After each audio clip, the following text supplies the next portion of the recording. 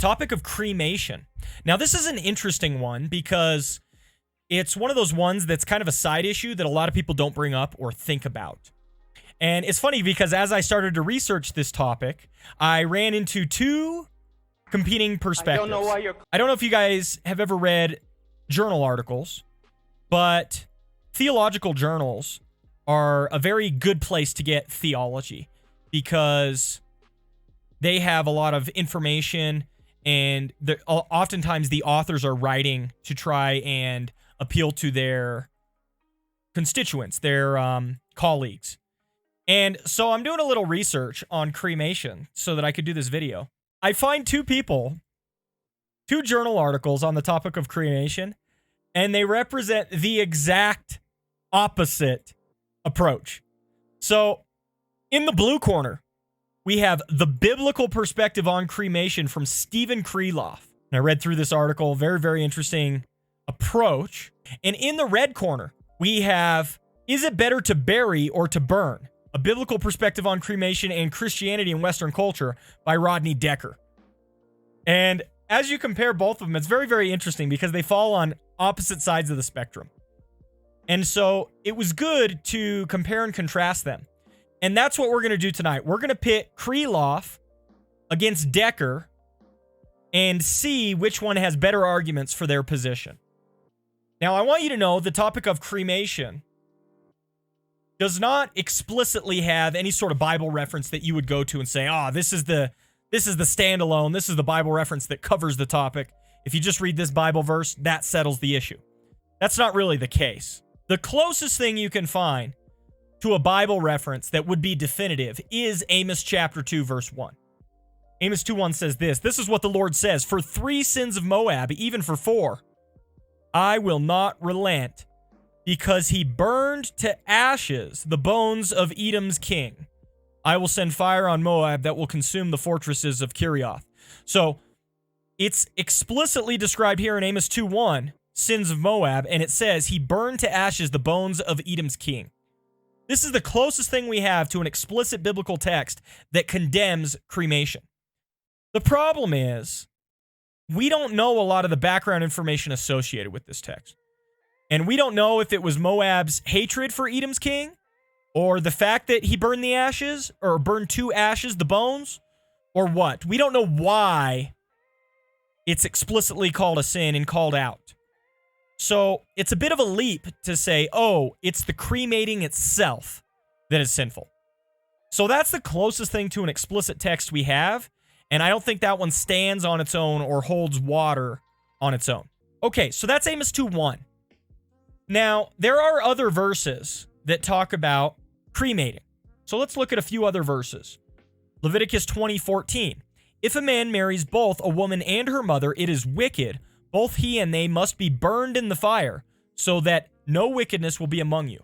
Here you can see being burned in the fire is a judgment or a penalty associated with certain sins. You can see Leviticus 20:14 is pretty clear, pretty explicit. If a man marries both a woman and her mother, it is wicked. Both he and they must be burned in the fire, so that no wickedness will be among you. So you can see it's a penalty, an explicit penalty that is given or placed upon somebody for this explicit sin, right? This explicit sin, it says, deserves punishment of burning. So you can see here that it's not talking explicitly about cremation, but it is talking about being punished for sin.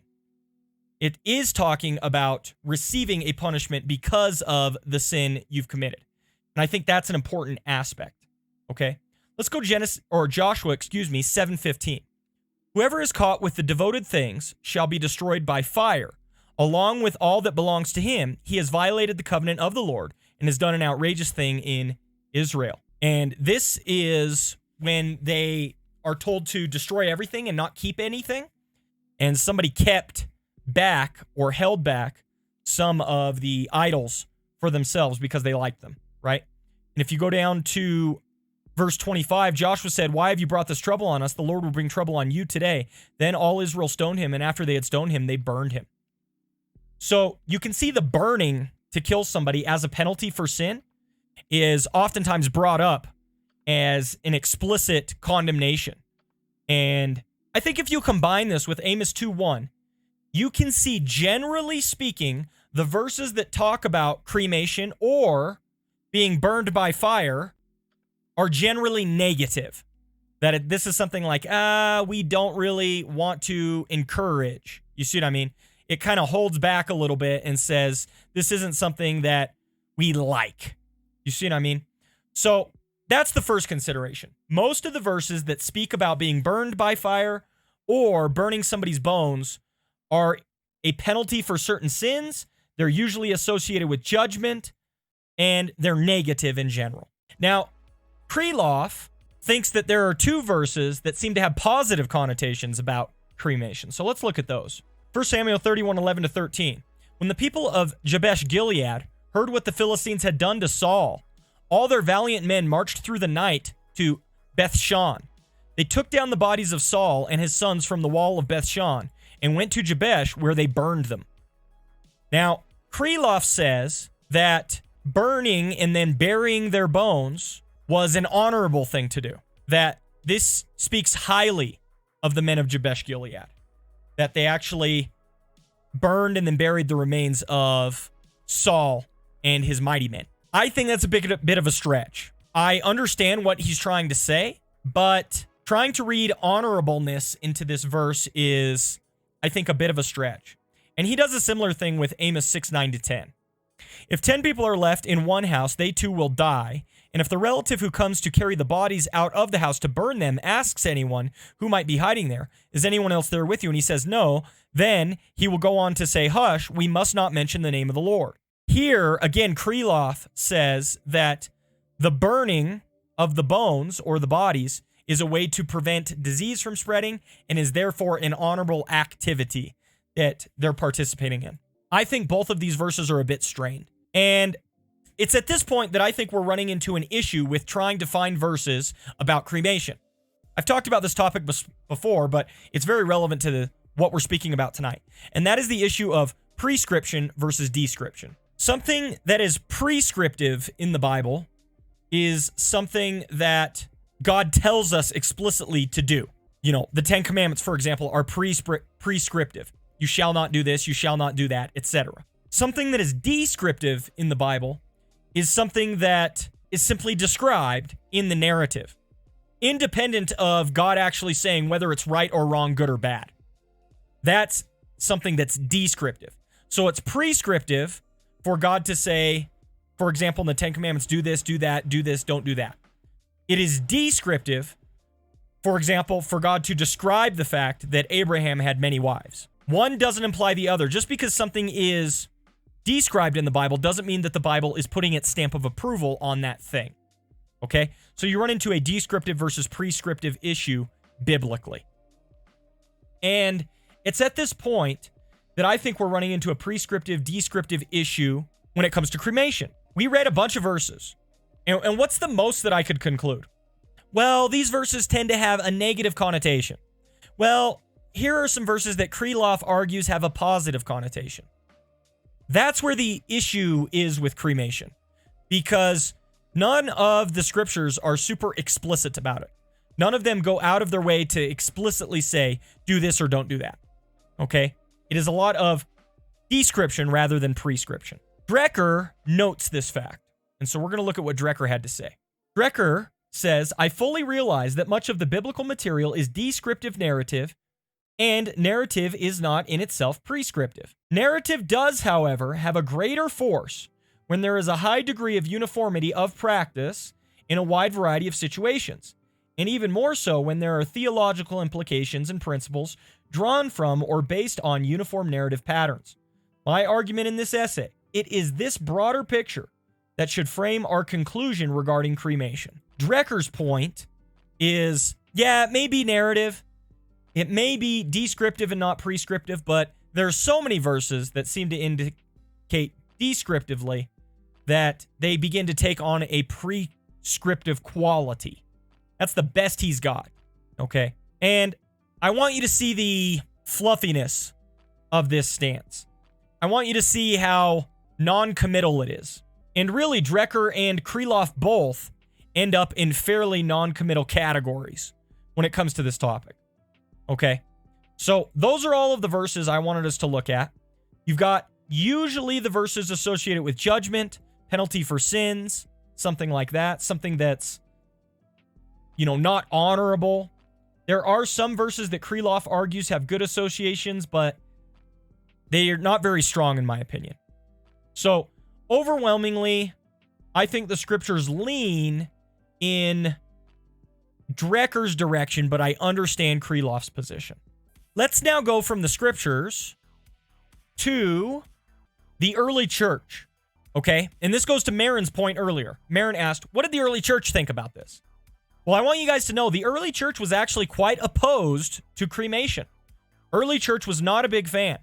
And in fact, in the early church, it wasn't actually uncommon to ask people to renounce cremation in order for them to enter the church. The early church was highly opposed to cremation, but we need to ask ourselves why. I think that's an important question. Drecker uses this as a very, very strong argument against cremation. Drecker says, is it irrelevant that when Christianity spread across the Western world, cremation ceased to be the most prevalent practice? So Drecker's saying, look, as Christianity spread, cremation fell away. Drecker says that's not irrelevant. That should be relevant to our argument. Kreloff grants that, okay, the early church was opposed to cremation, but makes a few reasons or arguments why. First, Kreloff says that there was a Hebrew bias in the early church. Hebrews were pretty much against cremation, and as those against cremation, Kreloff kind of has to describe why. Why are they against cremation? Well, Kreloff argues that there were some resemblances to human sacrifices from the Old Testament, like offering your children to Molech and things like that. So that's why maybe Hebrews had a bias against cremation. Kreloff also notes that fire for Hebrews often indicated judgment, and so they had that fundamental opposition to fire itself. And then also, not, fire as in terms of used to cremate a body. And then also the pagan nations around them practiced cremation. So Kreloff essentially says that, well, if these pagan nations are practicing cremation, a way of setting themselves apart, the Israelites wouldn't practice it. Okay? So Kreloff says there's a human bias, and this is why. He also says that this had slightly to do with the pagan theology of Rome and Greece. In Rome and Greece, their theology was associated with the practice of cremation. And so in order to remain separate, the early church, perhaps, didn't want to affirm any activities that might have been thought of as supporting pagan theology. The final argument that Kreloff uses is that this is a reaction against persecution in the early church. He actually says that in the early church, the tendency of Rome or Greece would be to ask Christians, or instead to punish Christians by getting rid of their bodies, because Christians believed in the resurrection. Early Romans or Grecians would try to get the church members' bodies cremated because they thought of that as an argument against resurrection from the dead. And so what Kreloff intends with this argument is he's saying, look, a lot of the early church would tend not to get cremated because Rome essentially saw their physical bodies as being necessary for the resurrection. And so too, they would, in a sense, not want to grant that point to Rome. So that's what Kreloff essentially says, is the early church kind of had a tendency to hang on to the idea of the body. I don't know why you're clapping. I'm talking about you. In order to react against the Romans. So these are Kreloff's arguments against the fact that just because the early church didn't practice cremation, so too we as Christians can't practice it. That was essentially his argument. Look, there was a bias, and it was tied up with pagan theology in Rome and Greece. And Kreloff's essential stance is to make it a Christian liberty issue. Let's go down to what Kreloff says at the bottom of his article. He says, The same way first century Christians faced the question of eating meat sacrificed to idols, 1 Corinthians 8-10, Christians today need to face the issue of cremation. You see that? He just says it's a Christian liberty issue, okay? If their conscience allows them to practice cremation, then it would be permissible for them to do so. However, if by practicing cremation it would cause a fellow Christian to stumble, violate their conscience, or their Christian testimony would be damaged, then they should refrain from the use of their liberty for the sake of their weaker brother. And he goes into Romans 14:14-15. So that's Kreloff's ultimate answer. He says, look, this is Christian liberty. You can get cremated. You don't have to get cremated. Do whatever your conscience tells you. Decker's stance is a little more strict than that, a little more rigorous than that. Decker asks two questions. He recognizes that none of the scriptures explicitly condemn it, and that we're just getting narrative. Remember his comment earlier about descriptive versus prescriptive? Decker grants, look, there's no explicit verses that speak to this, but he's unwilling to give up the idea that that explicitly means shouldn't be practiced. And so he kind of presses on a little bit further. Drecker asks two questions. First question, what practice best reflects the Christian hope of the gospel? Burial or cremation? And of course, the Christian hope of the gospel is the fact that we're going to be resurrected from the dead. His argument is that because we're going to be resurrected from the dead, burial more reflects the Christian hope of the gospel than cremation does. He continues, one other question. How do we best express the honor due to the human body? He says the human body, because it's created in the image of God, ought to be honored. Which practice, burial or cremation, most honors the human body? And his argument again is that burial most honors the human body, and therefore that is the direction we should lean. For burial, not cremation. Now, he does deal with this idea, well, it's economically advantageous to get cremated. It's a lot cheaper than burial. But he argues that has more to do with the ceremonies that are undergoing than the actual practice of cremation versus burial itself. He says, you can have a cheap burial and an expensive cremation. Depends on the ceremonies and how the funeral goes. So he doesn't like that argument very much. And he also says, anyway, since when have we decided theological issues by economics? So he doesn't think very highly of this argument. Okay. Now, it's at this point that I want to just demonstrate how close these stances are, because I think that's where the rubber meets the road with this issue. If you put these two stances on a continuum, they are remarkably close. On this, let's put down here sin. Let's put that getting cremated is a sin, flat out. Then let's put on this stance over here, it's good or righteous. We'll put righteous. Even though both parties in our argument have disagreed, neither one of them would put themselves that far along the continuum. So we're just talking about degrees at this point. Neither party is willing to say that cremation is a sin, and neither party is willing to say that cremation is righteous.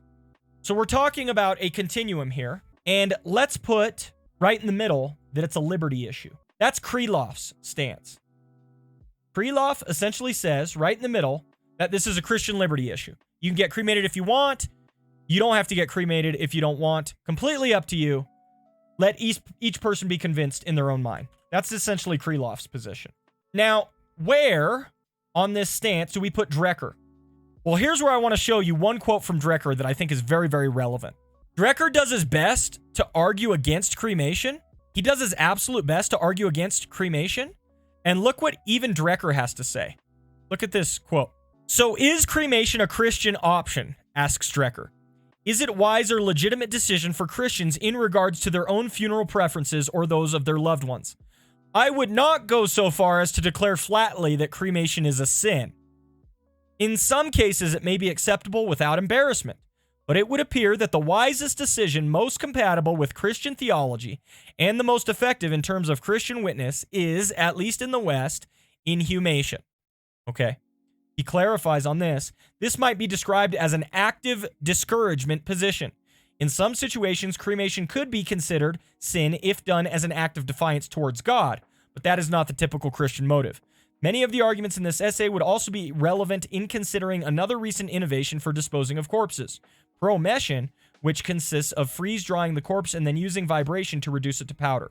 And he goes into detail there. Drecker wants to state it as conservatively as he possibly can. And where does he land? Like right here. And here's my point with this entire thing. I don't think it is appropriate for any Christian to describe cremation as sin. Okay? That anybody shouldn't or can't get cremated. I don't think that's at all appropriate. I also don't think it's at all appropriate for any Christian to look down at others for wanting to be buried. Okay? I don't think that makes sense either. Now, if you want to land where Kreloff does and just say this is a Christian liberty issue, I completely understand and respect your opinion. And if you want to land where Drecker does, which says, look, I don't necessarily think it's sin to get cremated, but the evidence tends to want me to lean in the direction of people should get buried rather than cremated. I get your point as well. But do you guys see how utterly close these two positions are? After a very thorough examination from each of the articles, and I want you guys to know we just hit the high points, right? I just hit a few of the high verses and some of their big arguments, okay? These stances are very, very close to one another. Now, where do I land? Well, I would be remiss in my duties if I did not tell you I'm with Drecker on this one. I don't think it's sin, but to state that it's a Christian liberty issue, I think is just ignores a little bit too much of the evidence to say it's just purely a Christian liberty issue. However, I would never judge anyone if they wanted to be cremated, and I wouldn't have any personal issue with that. But I'll tell you right now, my leaning, I don't want to be cremated after I die. My leaning right now is that I want to be buried, okay? I'm fine if it's a cheap burial, but I want to be buried. So I'm with Drecker on this one. Maybe a little bit more conservative than Kreloff's stance, but I want you to notice how close these stances are to each other and the important differences between those positions. God does not need your natural body in whatever state of decay it is in order to resurrect you. Right? Vector says, so cremation wouldn't send someone to hell either way. No. God can gather up your molecules or whatever, no matter where they're at in the universe. Okay, God is God. He doesn't need your body in that sense in order to resurrect you. So it's not like burial affords you any sort of opportunity for the Christian hope of the future. Because of the theology that we have of the resurrection and who God is, that's why we kind of land where we do on this issue and essentially say, yeah, this isn't a major thing. Hey guys, Pastor Tanner here, and we love to interact with your questions, especially live. If you head down to the description, you can see a link to our Twitch and our Discord where you can ask your questions, and they may be featured here on the channel. We'd love to see you there. Take care. God bless. Bye now.